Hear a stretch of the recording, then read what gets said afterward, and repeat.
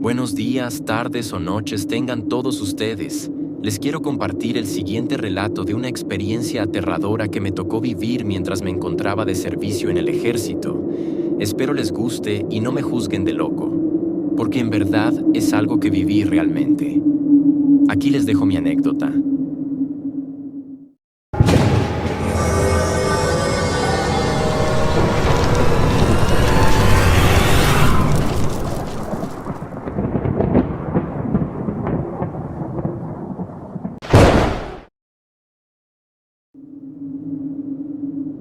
La verdad es que en mi trabajo en el ejército sí estamos acostumbrados a ver muchas cosas extrañas o raras. A veces pasamos muchas semanas o inclusive meses en lo más profundo de la sierra o en lugares muy alejados y despoblados. Y aunque de alguna manera nos van entrenando para enfrentarnos a casi todo lo que nos llegamos a encontrar en el camino, hay experiencias para las cuales uno no se puede preparar. Te lo comparto esto con toda reserva. Esto nos pasó hace algunos años cuando andábamos patrullando una región de la Sierra Negra, en Puebla, cerca de un pueblo que se llama Santa Cruz de Texmalaquilla.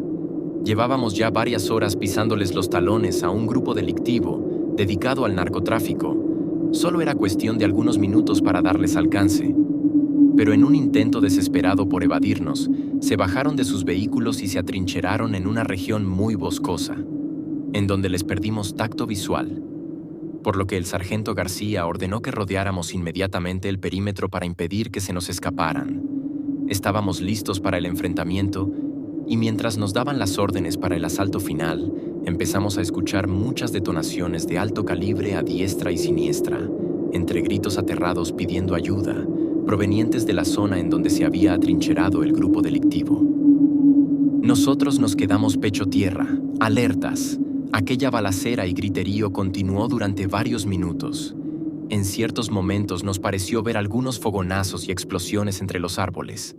No podíamos entender qué estaba sucediendo ahí. Era obvio que el ataque no era hacia nosotros. El sargento García comentó que probablemente se habían encontrado con algún grupo rival, por lo que ordenó que permaneciéramos a la expectativa. Tras varios minutos de tensión, todo se detuvo y quedó en profundo silencio. A una señal del sargento, el cabo Martín y yo nos arrastramos hacia aquella zona para hacer un reconocimiento visual. Nos detuvimos a unos metros de los primeros árboles y arbustos de aquella trinchera. Ahí descubrimos que el terreno de toda aquella franja boscosa estaba hundido poco menos de 1 metro del nivel de donde estábamos. Seguimos avanzando, y lo que apareció frente a nosotros nos dejó más que helados.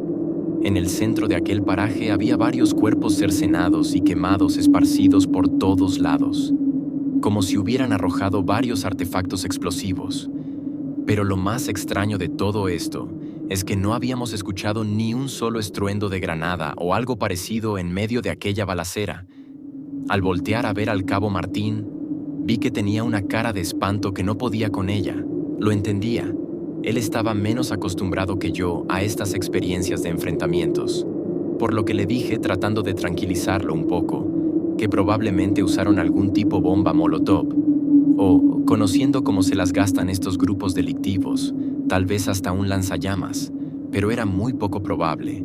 La pregunta era quién había sido capaz de hacer esto, porque una vez que hicimos nuestro reconocimiento visual, al parecer no había ni un solo sobreviviente.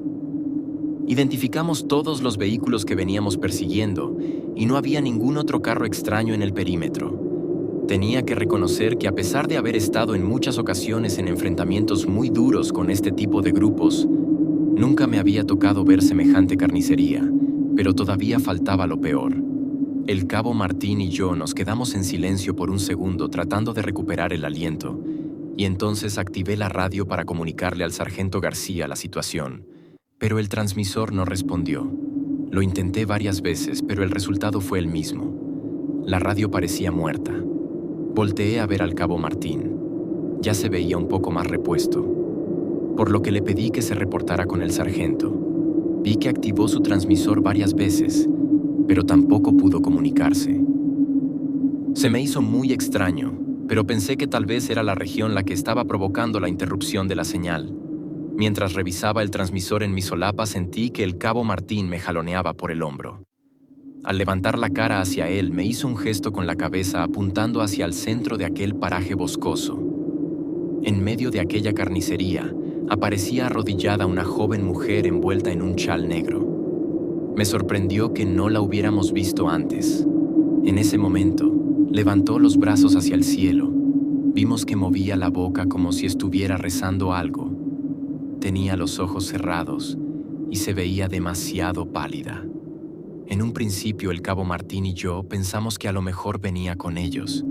Y si así fuera, nos sorprendía que hubiera resultado ilesa del brutal ataque que habían sufrido. De pronto vimos cómo la joven mujer bajó los brazos y se levantó muy despacio del suelo. Vestía de negro de pies a cabeza. Pero lo que más me llamó la atención fueron sus brazos, extremadamente delgados, y sus manos. Sus dedos parecían demasiado largos y huesudos, y estaban todos tiznados, como si las hubiera metido en ceniza o en carbón. No podíamos confiarnos y seguíamos muy atentos cualquiera de sus movimientos. Entonces alzó la cara hacia el cielo. Continuaba con los ojos cerrados y empezó a gritar muchas cosas raras que no entendía. No pude reconocer. ¿En qué idioma hablaba? En ese momento su cuerpo empezó a temblar como si se estuviera convulsionando. Por momentos parecía una muñeca de trapo colgada de hilos. Pensé que tal vez estaba pasando por un ataque histérico o traumático por lo que acababa de pasar. Le hice señas al cabo Martín para que cubriera el flanco derecho y avanzáramos paralelamente hacia la joven mujer.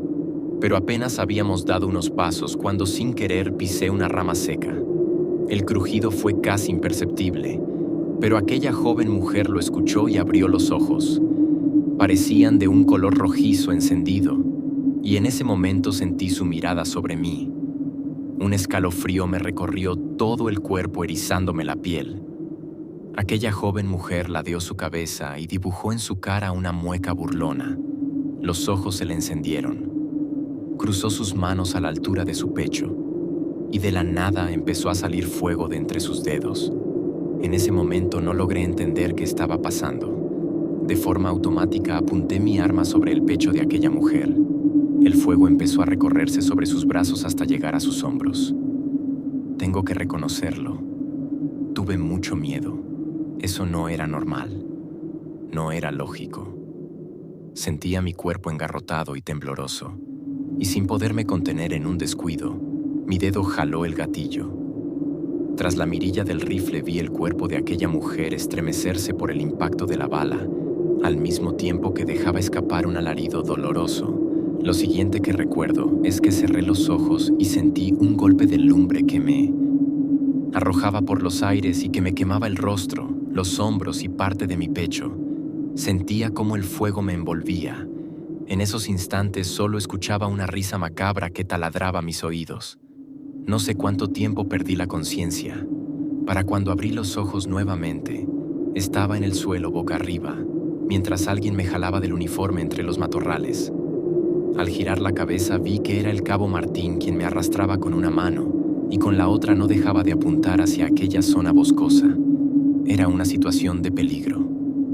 Traté de levantar los brazos para buscar mi arma, pero un dolor muy fuerte debajo de mi pecho me lo impidió. En ese momento se acercaban varios de nuestros compañeros y nos rodearon. 2 de ellos me cargaron y otro más ayudó al cabo Martín. El resto fue cercando el perímetro. Mientras me atendían las heridas en mi cara y en los brazos, el sargento García daba la orden de no acercarse más al objetivo. En ese momento, escuchamos la transmisión de uno de los compañeros y le dio una descripción detallada de lo que nosotros habíamos visto. Al final mencionó que no había sobrevivientes. El cabo Martín le pidió al sargento que preguntara por aquella joven mujer que habíamos visto, pero la respuesta de nuestro compañero fue negativa. Y cuando le platicamos al sargento lo que habíamos visto hacer aquella joven mujer, nos escuchó con mucha atención, pero al terminar de contarle, nos pidió que omitiéramos esa parte y que dijéramos que nuestras heridas fueron provocadas por algún artefacto explosivo. Yo estuve en reposo algunos meses. El impacto me había fracturado varias costillas, pero afortunadamente las quemaduras fueron superficiales y me recuperé por completo. Hasta el día de hoy sigo sin comprender qué fue lo que pasó en ese lugar. Sin duda alguna, hay muchas cosas extrañas ocultas en lo más profundo de las sierras y bosques, esperando a que alguien tenga la mala suerte de toparse con ello. En lo tanto, lo que me ocurrió a mí es una anécdota que viví realmente y que, de vez en cuando, lo platico como un relato de mi experiencia en el ejército.